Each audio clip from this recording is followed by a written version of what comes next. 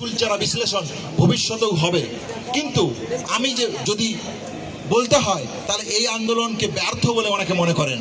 হ্যাঁ, এই আন্দোলনের নানান সীমাবদ্ধতা আছে, এই আন্দোলনের প্রাপ্তির জায়গাও নানান আছে।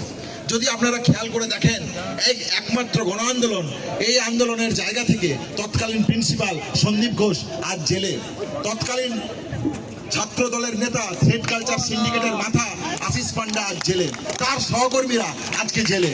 তাহলে দেখুন, একমাত্র একটি গণ আন্দোলন, যে গণ আন্দোলন তৎকালীন প্রিন্সিপাল, তৎকালীন এমএসপিপি, তৎকালীন ডিন অফ স্টুডেন্টস অ্যাফেয়ার, তৎকালীন অ্যাসিস্ট্যান্ট সুপার, তৎকালীন এইচওডি অফ রেসপিরেটরি মেডিসিনকে তাদেরকে আমরা দাবি রেখেছিলাম যেন ভবিষ্যতে এরা কেউ কোনো রকমের কোনো অ্যাডমিনিস্ট্রেটিভ পদে না থাকে, এই দাবি আমরা রেখেছিলাম।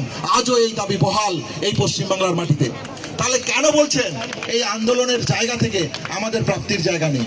এই আন্দোলন ব্যর্থ যারা বলছেন তাদেরকে এই গণ আন্দোলনের যে জায়গা, সেই জায়গাগুলোকে ভেবে দেখার কথা বলবো।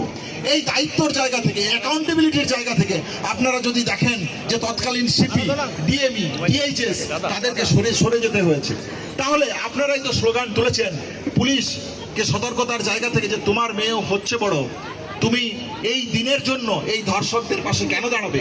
তাহলে সেই জায়গা থেকে, সেই অ্যাকাউন্টেবিলিটির জায়গা থেকে টালা থানার ওসিকে সরে যেতে হয়েছে।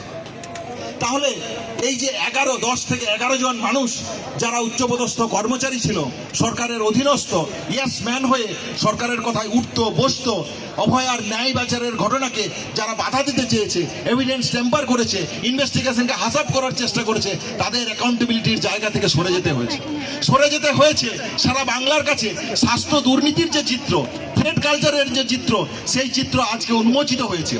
সেই জায়গা থেকে, স্বাস্থ্য দুর্নীতির জায়গা থেকে আর সন্দীপ ঘোষ, আশিস পান্ডে আজ গ্রেপ্তার হয়েছে, তার সহকর্মী 4 থেকে 5 জন আজ গ্রেপ্তার হয়ে জেলে বসে আছেন।